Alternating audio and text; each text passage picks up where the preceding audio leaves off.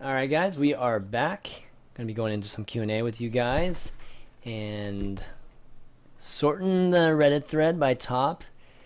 Sir Buckeye asks, "Is the legend rank system broken with 2,000 plus legends lumped into one group and losing 200 or more ranks in a single loss? It seems like climbing is based more on lucky streaks than sustained excellence.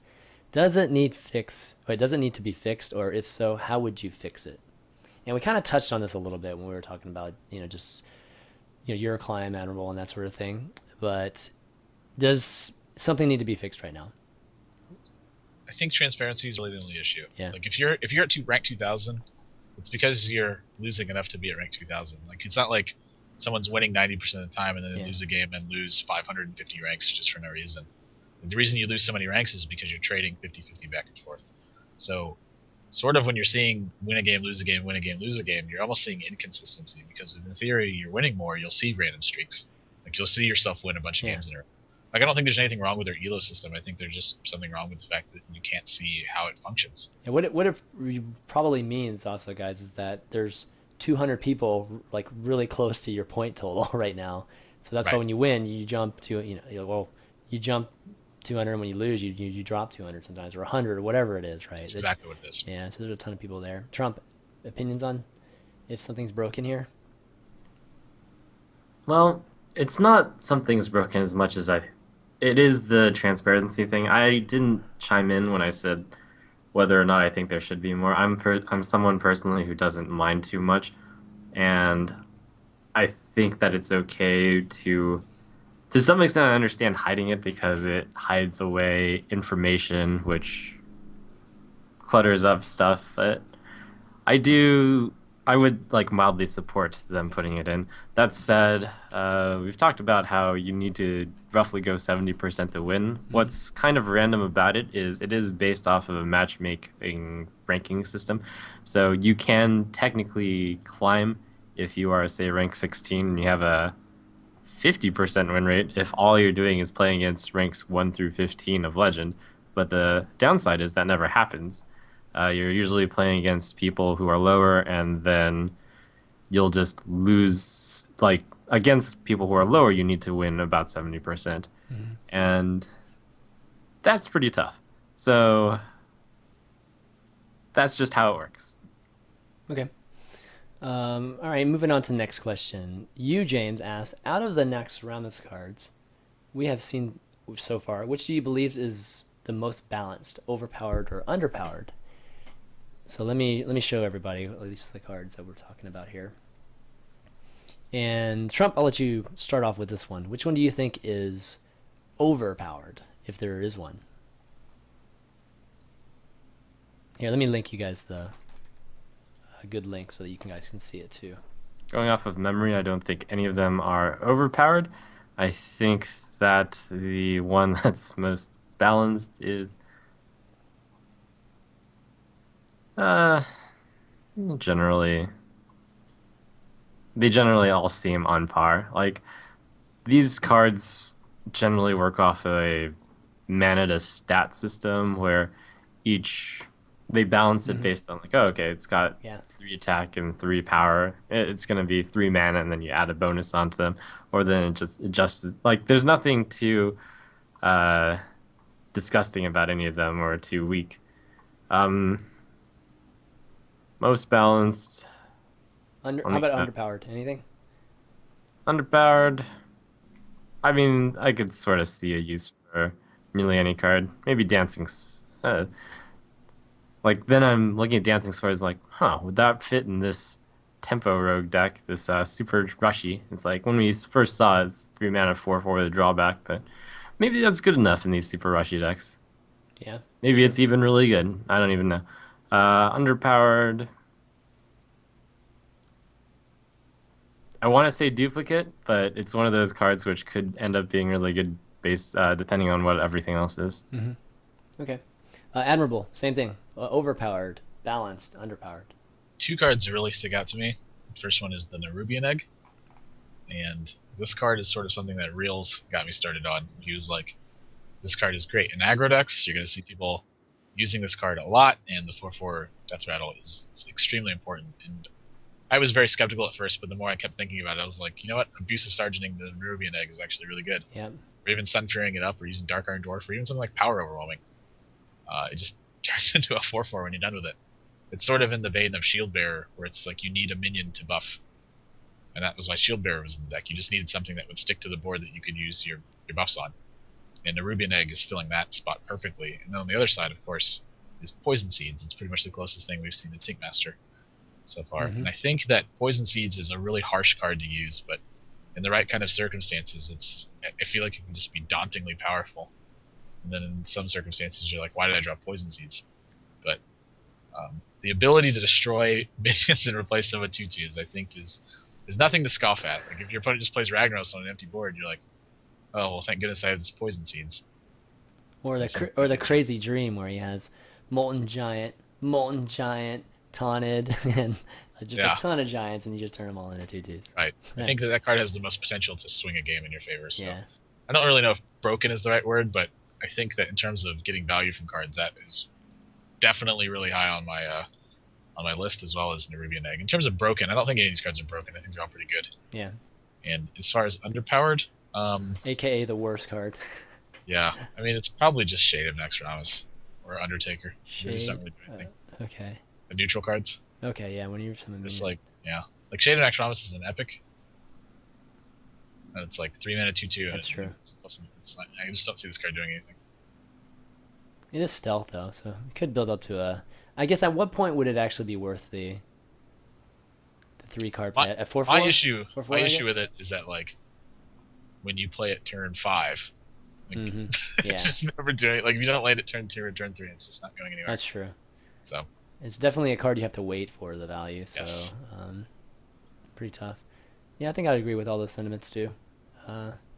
Oh man, I disagree with all of them. No, I mean just in general. Oh, you mean with his? Okay. Yeah. Go ahead. So Undertaker is one of the cards that's potentially OP, depending on the rest of the set. Really? Wow. I actually agree on Nerubian Egg. It's pretty good. Might possibly be OP. Shade of Naxxramas, it's like, at the worst case, it's a 3... Well, at the second to worst case, it's a 3 mana 3/3 on your turn, which is not too bad, and it's stealth.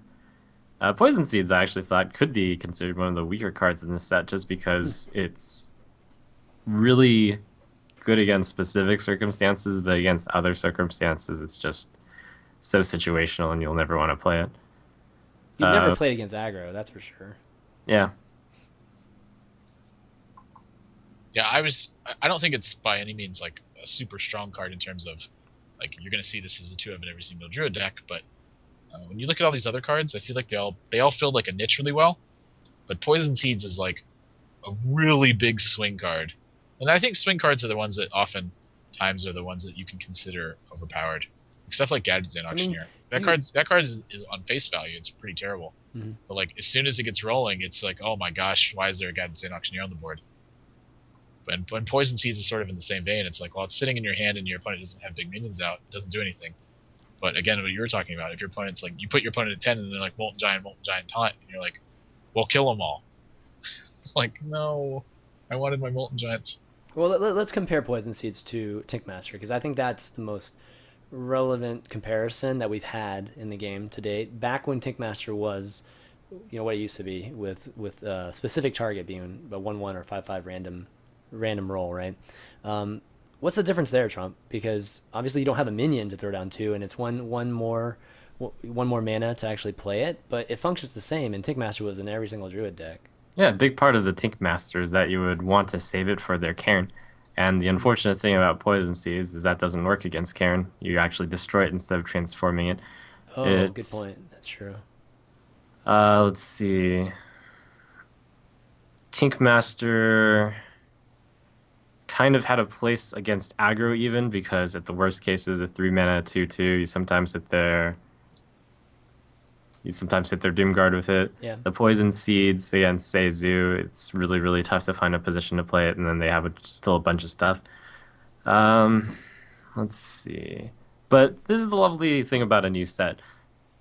The fact that it's so very unknown, and it depends on quite a lot of other cards to see just how these cards are. That's why I'm always so so lukewarm in my evaluations of them. Right? Like I try not to take a side because all of these cards could be argued to be really good or really bad depending on your debate level or just your bias and whatnot. And I'm just taking the stance that I don't know yet. They all look reasonable, and that's good because they're pretty interesting. They're strong in some Hmm. spots, they're weak in some spots. That's what you want. Yeah, definitely. Okay, let's move on to the next question here. We have okay, Tantrum Right. With ESGN closing, where do you think the future of Hearthstone as an esport is heading? Will we need Blizzard to run a WCS for Hearthstone in 2015? I can let me give my first thoughts on that. So ESGN closing does definitely suck. I mean, really, really, we talked about it on my other show, Unfiltered. Really sad for a lot of guys that a lot of hardworking guys that two of you guys, got a chance to meet personally and work with, and guys that I think like face of ESGN with like Dan, Frodan. A lot of these guys are going to be out of a job soon or are out of a job already. So it's kind of sad. And Hearthstone was such a big part of the ESGN studio too, but I don't think that actually affects Hearthstone esports at all. I think Hearthstone esports is on the rise. Blizzard put their stake in the ground by making the World Championship this year, so I think it's already clear that Blizzard supports it. And do we need a WCS for Hearthstone in 2015? I don't think we need it, but it would be nice. It'd be cool to have like a regional kind of sustainable regional competition, and then have it kind of be a storyline into a World Championship at BlizzCon. That'd be great. That'd be awesome. That'd be great for the players, great for the community. What are your thoughts, Admirable? I think at the start you have to build your scene. So Yeah. this year with ladder being such a huge importance into it, as well as all these other small community tournaments, it's important to do. So I think at the end of the day that losing ESGN again it sucks, and I think in short term it does hurt a little bit, but I don't think it affects the long term uh, potential of the game. Yeah. I think the game is like you said, it's growing a lot, and Blizzard certainly made a statement with a $100,000 first place prize, which you've pretty much never seen in any other card game. Mm-hmm. It doesn't really work. Like WoW TCG did it, but again, that was a Blizzard thing. So I think that the implications of that is that physical cards are it's too hard to turn into like a spectator thing, because you have to know so much about what's happening already that it's hard to follow. So Hearthstone fixes a lot of those issues, and at the same time, it's so accessible.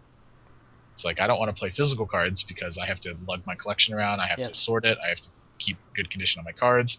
I have to acquire the cards, which have fluctuating amounts of prices, and it's too hard to keep track of. But Hearthstone sorts all your stuff for you. It's accessible from an iPad, and then hopefully soon to be like iPhone and even like Android stuff.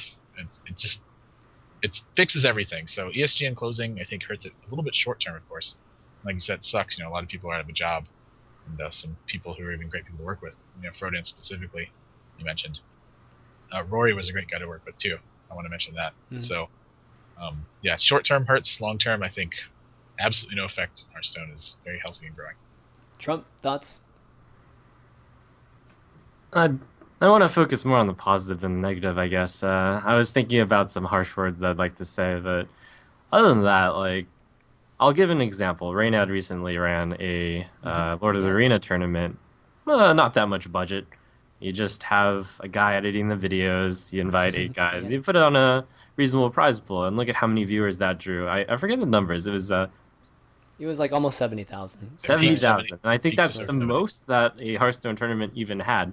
Like, that's a good example of how you can hold a tournament, don't put on too much, and just further esports. It has a lot of interest. You gotta be able to put on a good show on a reasonable budget, I guess. And I think that where ESGN failed, there are going to be a lot of organizations or other tournaments to take their place and put on a good show. Blizzard's putting good support behind the general tournament scene by not only focusing a lot on the ladder and putting up that 100,000, but also making sure to give out some seeds into.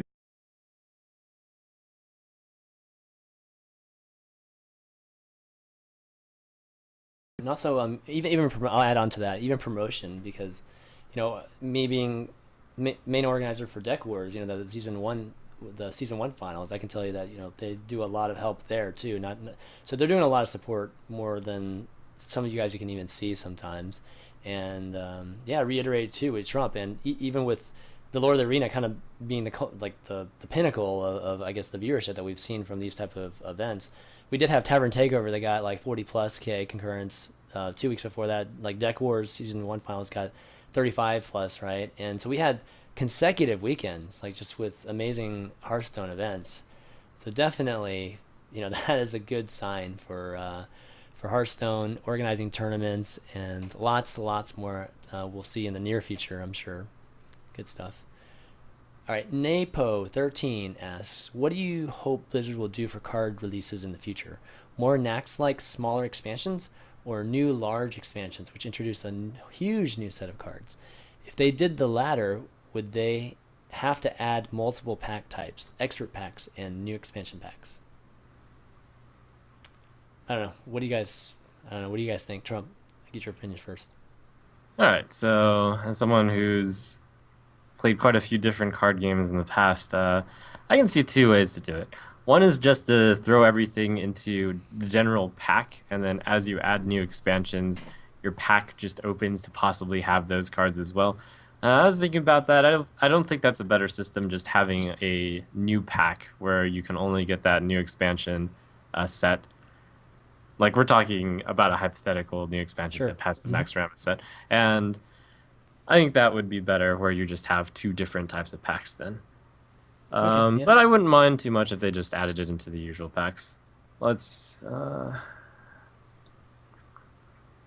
And how would I hope that they do it? I think that it's most fun if you do several smaller expansions like Nax as opposed to a big one. Just because then there's more things going on all the time, as opposed to like a big thing going on with longer duration between them. Yeah, I agree with that. Admiral, thoughts on that question? I'm a fan of big sets, but at the same time, I'm a fan of really small sets. So I can see them doing it a lot of different ways. The one that I personally would hope they would do it is sort of like release small sets leading up to a big set, and each one of these sets is like themed in some way. They don't necessarily have to all be coinciding. Like, they don't all have to be Death Rattle themes. Like, for instance, like Nax is right now. They can just be like different themes, and then in your larger set, you're seeing those three themes come together and function that set is coming into. Right. And then that does two things. Number one is it keeps a fresh card pool, and then number two is it does still have larger injections of cards into your card pool as well. So in terms of the way the packs would work, I'm really curious how they're going to do this, because you take a look at other card games, and it's like when you buy a pack a certain expansion. But those cards eventually go out of print. So however many they printed is however many they can sell. But Blizzard's in this unique position where they could, in theory, sell the first set as long as they wanted to. But how good or bad of a thing is that? And so the way I'm looking at it is like long term. Like, say 5 years down the road, you can still buy packs from the original set. Is that a good thing or is that a bad thing? It's kind of a bad thing, because you don't want to have people looking through 40 pages of sets to find whatever pack they need. But at the same time, it's like you don't want to cut off people from being able to buy those packs. So one of the solutions I see to that, of course, is their crafting system. It's like, if you want to craft the older cards, you just have to buy whatever the newest set is and use that dust to craft whatever your older cards you need was. Okay. Yeah. And as far as like new players, I'm sorry, for the players who've been playing the whole time, you kind of reward them for supporting your game, and that they can save up their dust from playing so long, and they can just craft a new set for free maybe if they want to. Okay. Yeah, I think that's a good solution too. Rolo asks, all right, so he's got a question for each of us. Admirable, you're first here. How are you preparing for BlizzCon regionals? Are you experimenting with new decks, just trying to refine certain game matchups, or anything else? I'm just right now, I'm just kind of practicing. Like, there's two people specifically that I play a lot of best of fives with, and I'm not sure they actually want me to mention their names, so I'm not going to. Except for Backspace. I know Backspace would want me to. Okay. So I practice with him. He's a really strong player. I think he's going to make a big stamp on it. But as far as I'm concerned right now, there's going to be new cards that come out, and even with a small injection of new cards, it changes things a lot. So like, you want to stay sharp on your game. You want to make sure that you're still making very good tactical decisions, and that you're not straying too far off from your ability to see lots of plays. So most of my play is just to stay sharp. As far as learning matchups is concerned, again, there's like 3 more months till I have to worry about that. So just stay sharp, and then when the new cards come out, start practicing with the new cards. Okay, Trump, your question is, with so much on the line now, why don't you add a stream delay? You're so analytical and you usually make the best decisions, although recent luck against you is so bad, drawing into 2 mountain giants when you had multiple outs left. As a result, I'm a big fan, and so I really want to see you succeed. I think delay would go very far in helping you.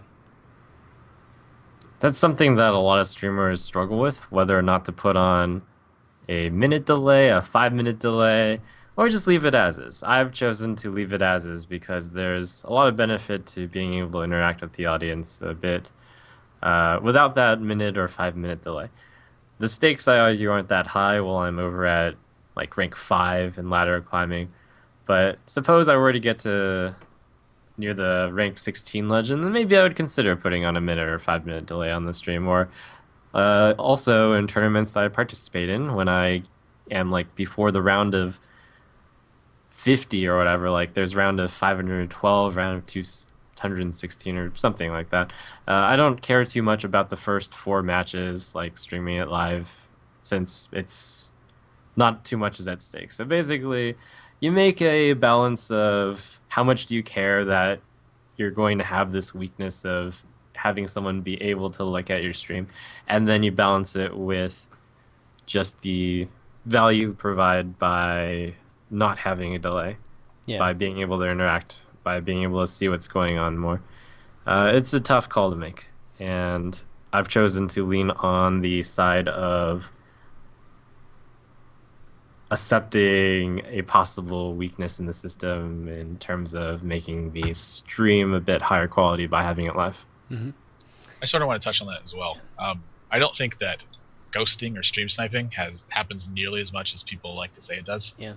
Like, I know because I've been like watching people stream, and like they'll play against someone else. And I'm like, oh, they're streaming. I want to go watch them stream as well. And like, I'm not going to name names, but one time, player A was complaining that their opponent was playing around cards that were in their hand, and then when you're watching the other stream, he just didn't have an option.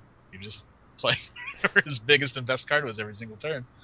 And the card he was specifically playing around, because he was streaming sniping, was mind control tech, but he just literally didn't have a 4th minion to play. And like on turn 8, they like hero powered and attacked. And it was like they were like they're ghosting me. This is 100%. No one plays around this card right here. And I was like, I don't think that happens quite as much as you think it does. And you see a lot of streamers when they start losing, sometimes they'll get really aggravated, and they just like, this person's ghosting me 100%. I know they are. Nobody does this. And it's like, maybe he just doesn't have another option. That's reasonable. I mean, so potentially. I think that like when people complain about it, it's like it probably happens about 1/10 as much as you think it does, and it probably even happens lower than that. Like, I just don't think it happens that much, honestly. Like in a tournament, I think it's different, but like when you're just like queuing ladder, nobody snipes.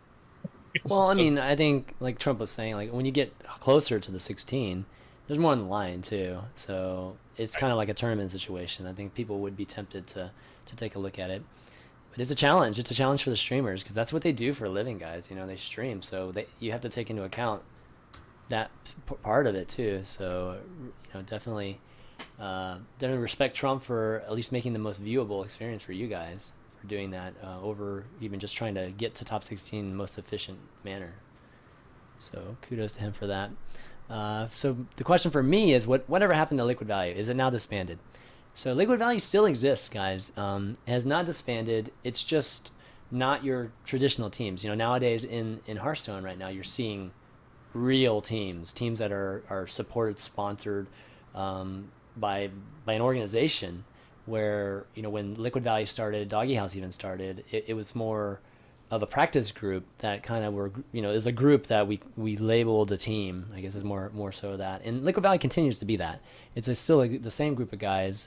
Monk is definitely doing some other things now that just more real life type of stuff. So he's not quite as prominent in the Hearthstone just community or the Hearthstone arena as much as he was in the past, because he was such a big ambassador of the game. So he was always kind of our captain of Liquid Value, but the group still exists. I guess that's my point. And me and Trump are obviously part of that, and a lot of the other guys. Let's see what's next. Pity Nade. We'll ask him maybe 2 more. Pity Nade asks, Trump, any thoughts on doing a draw your life sub goal similar to Amaz's recent post? I saw Amaz's YouTube draw his life thing. It was quite good. Yeah. I'm afraid that my story is not as exciting as Amaz's, and Not also very many people's are exciting as that, man. You're moving across the ocean and everything. yeah. Also, I'm not sure I have the video editing expertise that he has. Like that was some. It was pretty good, and it was well done. Yeah. I'll consider it. Is all I can say.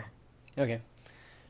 His question for me: what's been your biggest struggle on ladder matchups? What is your current rank, and what is your current preferred ladder deck? Current rank, it's early, right? So I think my current rank is like 10, and I'm trying to play Paladin this season, which Admiral just laughs at me because I'm always like trying to like torture myself with the decks I play to ladder up to legend. Yeah.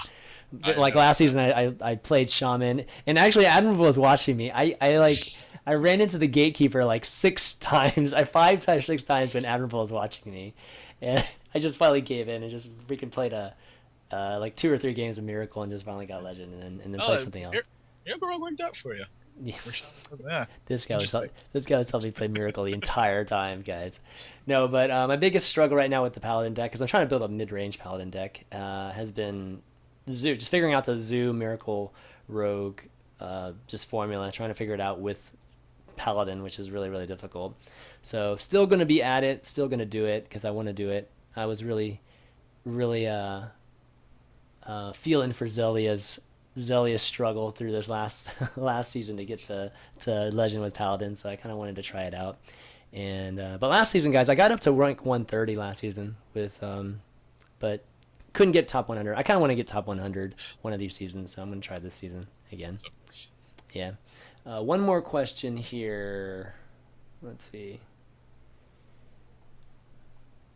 I like these questions that have like a bunch, like multiple questions for all of us. Let's see. Keep that in mind for next time, guys. Yeah. People-specific questions. Okay, Napo, is that another question by him? It might be. Let me see if I can find another one. That's a pretty decent question, though. I'm going to get on next time, and I'm going to ask Trump his favorite cereal, and I'm going to ask you which show is most frustrating for you to do when technology starts to fail. And then I'm going to ask the third player a question about, I don't know, like boxers or briefs or something like that. Boxers or brief? That's your question. Okay, well, I'll ask this question. With the current meta being as diverse as it is, we've talked about just how we've liked the meta and just how much of the classes that we're seeing. Are you all worried that Nax cards will break up that diversity and a new best deck will arise? I'm not at all worried about that. Like, I'm ready for a new injection of cards. Yeah. The format keeps rotating again, but the reason it's rotating is because you're seeing like one deck takes over and you're seeing it clump so hard that it's able to be targeted at a certain point. Yeah. And then when people see that new deck, it's fresh, so they want to try it. And so it kind of like scatters its way through the ranks, and it creates diversity at the lower end. But at the higher end, it's like it feels like there's not very much diversity. Honestly, it's like I feel like I play the same 3 decks probably the entire time, or close to it. I think that's true. When you get to probably when you get within top 200 of Legend, it's just like the same decks every single game you play. That being said, there's a lot to be said about the idea of diversity among the majority as opposed to diversity at the top end. Because at the top end, I think a lot of the players don't really care what they play. They just want to play whatever gives them the biggest edge. Yeah, so true. My only sort of note to that would be that there has to be an edge to be obtained. So like you don't want to have one deck that's like literally so good that there's not any counters to it. Mm-hmm. Or that you have to counter it so hard that it just weakens your matchup versus anyone who wants to play anything other than the monstrosity that nobody wants to play against. Trump, what are your thoughts? That is a valid fear, and I think everyone should fear that, and especially the people working out in Blizzard.